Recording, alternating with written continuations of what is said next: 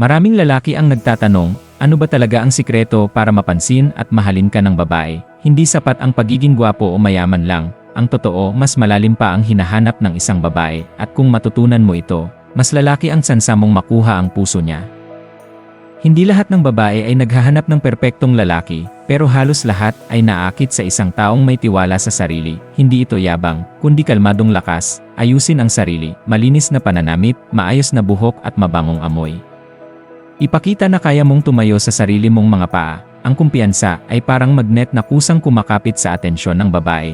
Isa sa pinakamahalagang sikreto, pakikinig. Maraming lalaki ang puro kwento ng sarili, pero mas naakit ang babae sa lalaking nakikinig.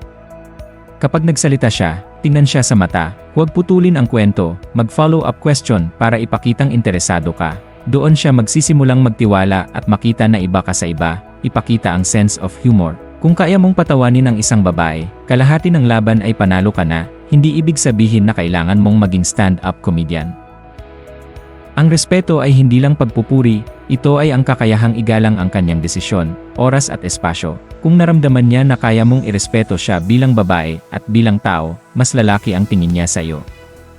Gumawa ng maliliit pero makabuluhang gawain, hindi kailangang mahal ang regalo o bongga ang sorpresa. Minsan ang maliit na gesture tulad ng pag-alala sa paborito niyang kape o simpleng ingat ka, kumain ka na ba ay mas tumatagos kaysa isang mamahaling dinner.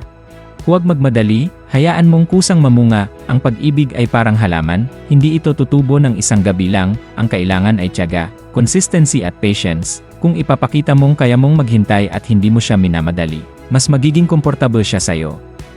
Ang pag-ibig ay hindi isang formula na laging gumagana, hindi lahat ng babae ay pareho, pero may isang bagay na pare-pareho silang hinahanap, isang lalaking marunong magpakatotoo, kaya imbes na magpanggap para mapansin siya, maging ikaw ang pinaka-better version ng sarili mo. Sabi nga, kapag natutunan mong mahalin ang sarili mo ng totoo, mas madali kang mamahalin ng iba.